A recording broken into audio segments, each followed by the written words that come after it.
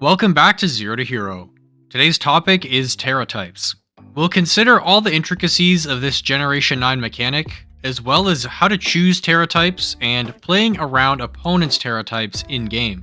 Terastallization is a once per battle mechanic that allows any Pokemon to completely change its type to its Tera type. A Tera type is a third type that every Pokemon has. There's a variety of effects that happen when you use it, and if you don't use it, it really does nothing mechanically. Tera types include all 18 of the standard types, as well as a special Tera type called Stellar, which was introduced in the Indigo Disc DLC. When a Pokemon terastallizes, their original typing is completely removed, whether they're single or dual type. Their type now becomes whatever their Tera type is. They function as that new type in terms of calculating weaknesses, resistances, immunities, and stab. A few things that are somewhat unintuitive is that Pokemon keep their base stab bonuses of their original typing in addition to gaining any stab of their Tera type. Dragonite, for example, has stab on dragon and flying moves. But let's say he terastallizes to Fairy. What happens? He will have all the weaknesses, resistances, and immunities of the Fairy type. He gains stab on Fairy attacks, and still has stab on dragon and flying attacks.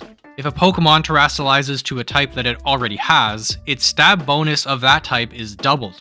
So if Dragonite terastallizes into Flying, his dragon attacks will still have that 1.5x stab boost, while his flying attacks will have a 2x stab boost. This is a huge increase.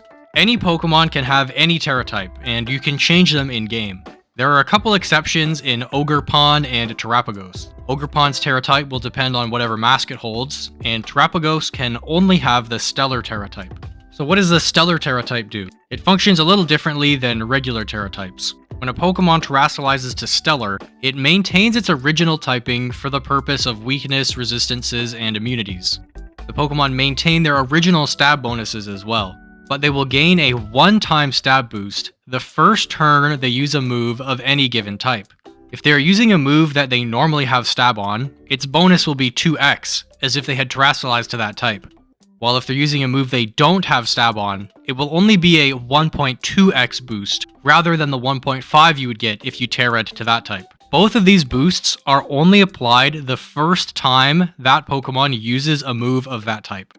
For example, if Dragonite terastallizes Stellar and uses Dragon Claw, it will gain the 2x stab boost. If it uses Dragon Claw again, or even a different Dragon type move like Draco Meteor, it will have its original boost of 1.5. If it uses a move it originally did not have stab on, like Ice Spinner, it will gain the 1.2x boost. If it uses Ice Spinner again, or another ice move like Ice Punch, it will gain its original stab boost, which in this case was none, so the move will be 1x for any subsequent attacks. There's also a special move called Tera Blast. It's a 80 base power, 100 accuracy, special normal type move. When a Pokemon terastallizes, this move will change its type to match the Pokemon's Tera type, and it will start to become physical if the user's attack is higher than their special attack, and vice versa. This allows physical attackers and special attackers to benefit from Tera Blast.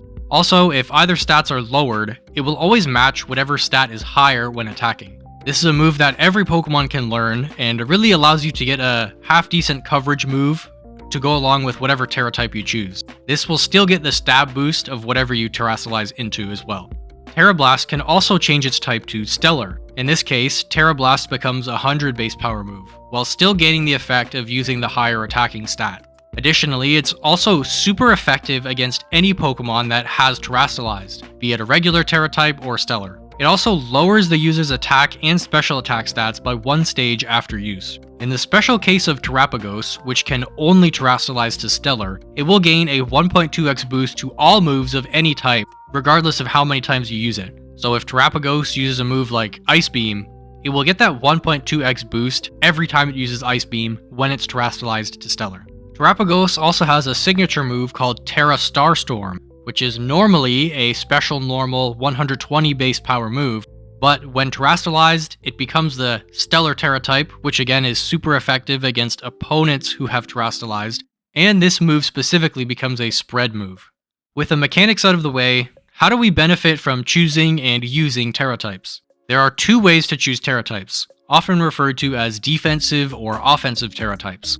So what makes a Tera type a defensive one? There are general defensive Tera types and specific defensive Tera types. Let's look at specific first. Specific defensive Tera types complement the base typing of any Pokemon by generally removing weaknesses or gaining resistances and immunities. A simple example of this is something like a water type terastallizing into a grass type, as a grass type resists any incoming electric or grass attacks that water would otherwise be weak to. This can allow you to survive an attack that would normally one-shot you. An amazing example of a good defensive Tera type is Latios with a Tera type of Steel. With a Dragon Psychic typing, Latios is weak to Dragon, Ice, Fairy, Dark, Bug, and Ghost. When terastallizing into Steel, 4 of those weaknesses become resistances, while the other 2 become neutral attacks. When considering what Tera type resists your base type weaknesses, also consider the reverse.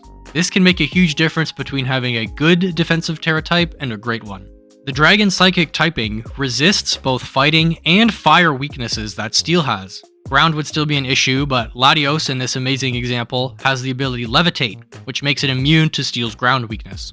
Having a Tera type that not only complements your base typing, but also having your base typing complement your Tera type can make it incredibly difficult for your opponent to hit you super effectively. If they plan on attacking one of the weaknesses of Latios, you will resist whatever they throw at you when you terastallize. And if they make a read that you will Tera into Steel, and you don't Tera, you will still resist those attacks.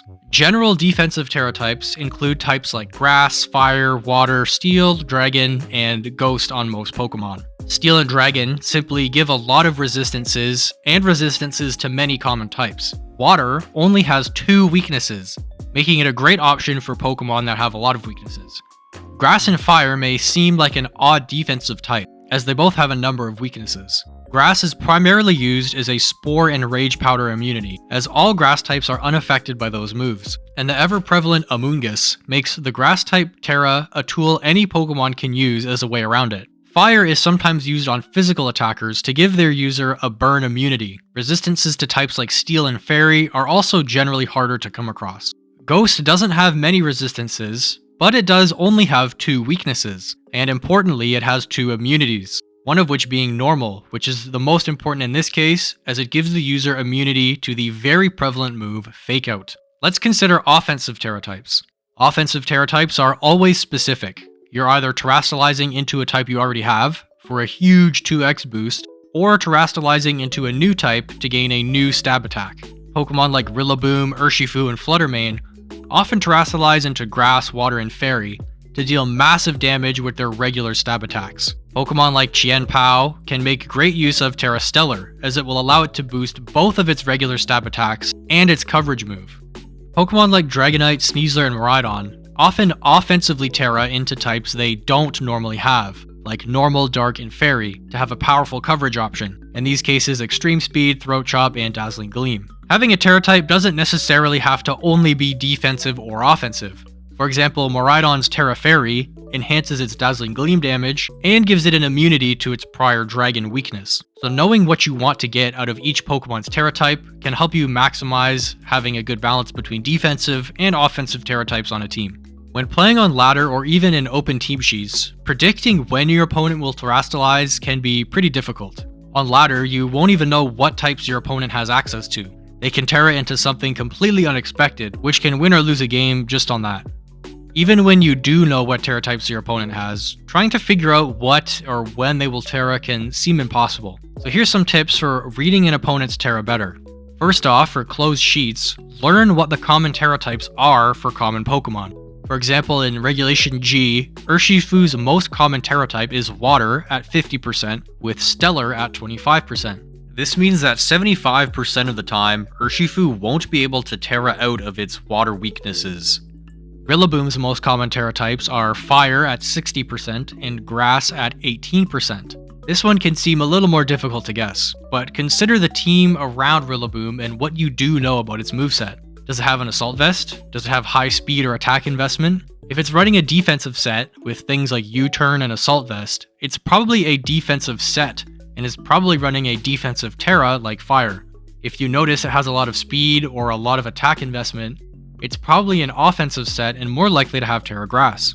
Using the context of the team and what you do know about its set makes a huge difference in guessing Tera types. In this case, Grass is an offensive Tera type on Rillaboom since it's accentuating his stab attacks, whereas Fire is the defensive Tera type for Rillaboom since it removes his fire weakness and makes him immune to burn. Ultimately, what makes a type defensive or offensive depends on each specific Pokemon and what typing they already have. What about when you already know their Tera types, but you want to know when they'll Tera?